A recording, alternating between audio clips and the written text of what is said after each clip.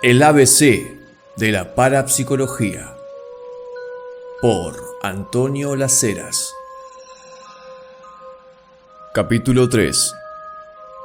La religión y los hechos milagrosos. ¿La parapsicología puede ser una expresión religiosa?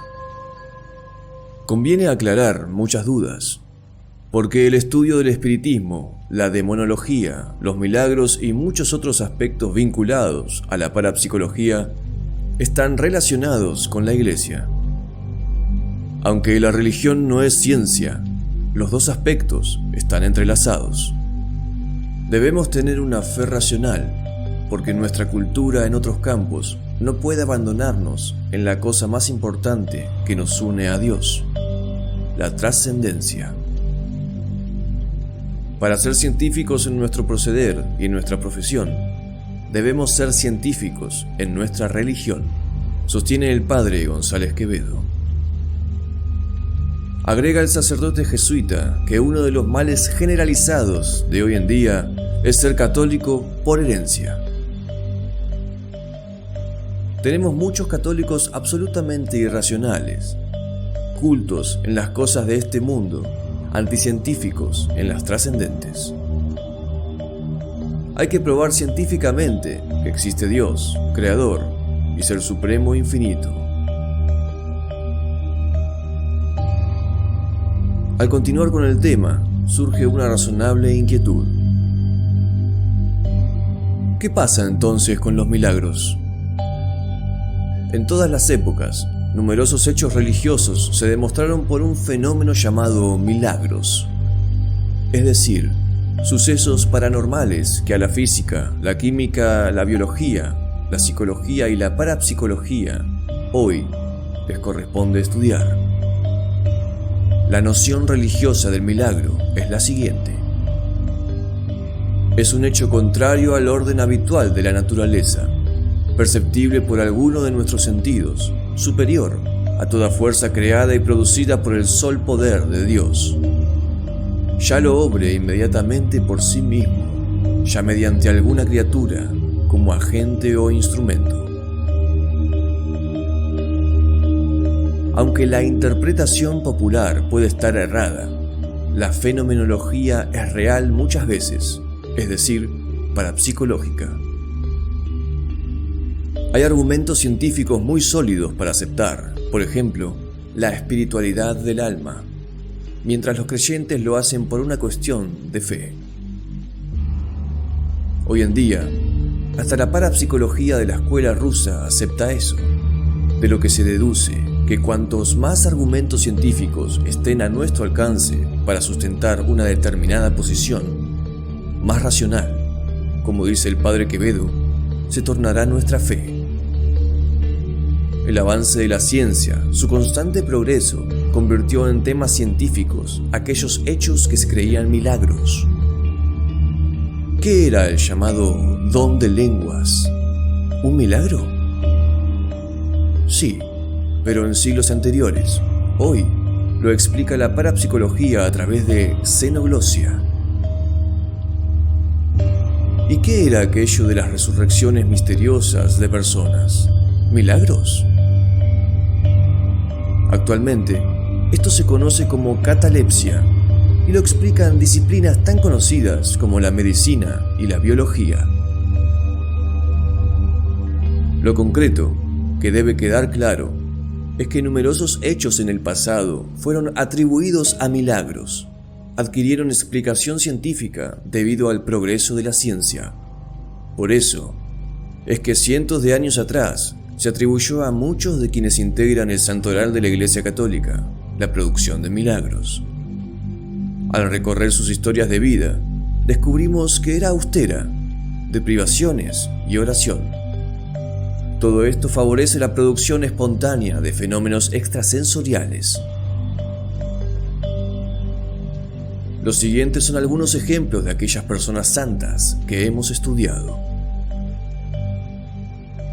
Santa Clara de Asís, 1194-1253. Produjo, entre otros sucesos parapsicológicos, Uno de clarividencia muy conocido. En la Nochebuena de 1252, estando gravemente enferma, tuvo una visión de la misa de los frailes franciscanos, celebrada a varios kilómetros de distancia. Fue por esa causa que siglos después, el Papa Pío XII la reclamó patrona de la televisión. San Vicente Ferrer, sacerdote dominicano, 1359-1419. Tuvo el don de las lenguas, lo que en parapsicología denominamos xenoglosia.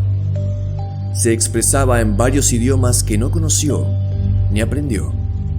Es un saber obtenido telepáticamente. San Mauro murió en el 548. Caminó sobre las aguas de un lago por indicación de San Benito, a quien también se atribuye la producción de diversos hechos parapsicológicos. San Mauro, por levitación, logró salvar a un niño que se estaba ahogando. Santa Catalina de Alejandría, condenada a muerte en 310. Tenía 18 años cuando el emperador Magencio la sentenció a la tortura de la rueda de los cuchillos. Se operó entonces un fenómeno de inevitable origen psiquinético.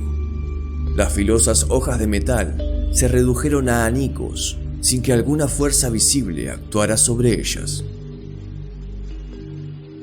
San José de Cupertino, 1602-1663. Durante su vida produjo fenómenos de levitación que fueron observados por infinidad de testigos. Resultó común que, en estado de éxtasis místico, hoy científicamente definido como estados alterados de conciencia, permaneciera suspendido en el aire por lapsos prolongados de tiempo. El pueblo comenzó a atribuirle, además, la realización de milagros. Esto lo llevó frente al Tribunal del Santo Oficio, con sede en Nápoles. Los inquisidores lo examinaron durante 2 semanas y emitieron el veredicto. No se encuentra en Fray José nada censurable, dijeron. Los últimos años de su vida permaneció retirado. Como él mismo predijo, murió el 18 de septiembre de 1663. San Alfonso de Ligorio, 1696-1787. Produjo un hecho que es el mejor comprobado de bilocación. El beato Alfonso, mientras estaba en un estado cataléptico que duró varios días, inmóvil y ante la vista de sus compañeros, asistía a la agonía del Papa Clemente XII, a quien lo unía un gran afecto.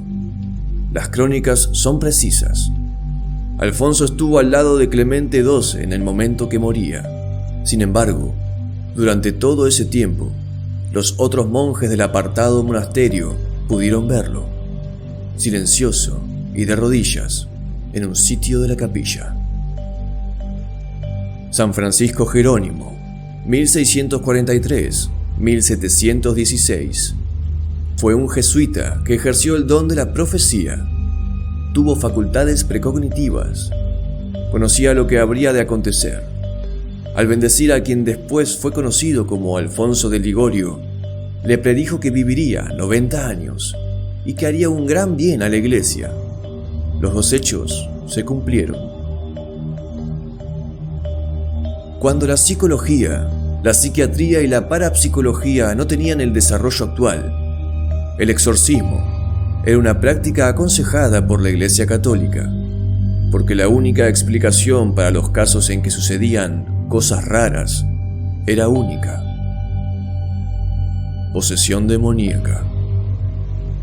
La forma de curarla, mediante los servicios de una persona en particular: el sacerdote exorcista. Tanto han cambiado hoy los conceptos que la Santa Sede suprimió esa orden menor. Nadie se ordena exorcista y la Iglesia prohibió administrar esas prácticas, salvo que se obtenga del obispo de la diócesis en licencia, pero muy rara vez es concedida. Los cambios no son tan recientes.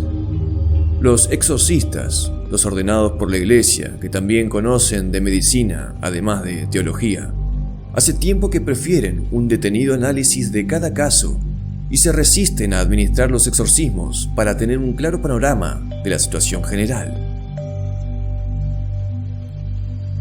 Un buen ejemplo es el del padre José de Tonquedo, quien a principios de siglo fue exorcista oficial de la diócesis de París durante 3 décadas. Jamás, en esos 30 años, dictaminó un caso de posesión demoníaca, ni realizó un exorcismo. De su experiencia surgió un libro esclarecedor titulado Posesión demoníaca o enfermedad. En la obra subraya un hecho innegable: los síntomas de lo que se denomina posesión diabólica, y se busca solucionar con un exorcismo, no son otra cosa que el producto de enfermedades psíquicas que la ciencia estudia y procura curar. Otra muestra de que la religión y la parapsicología están entrelazadas.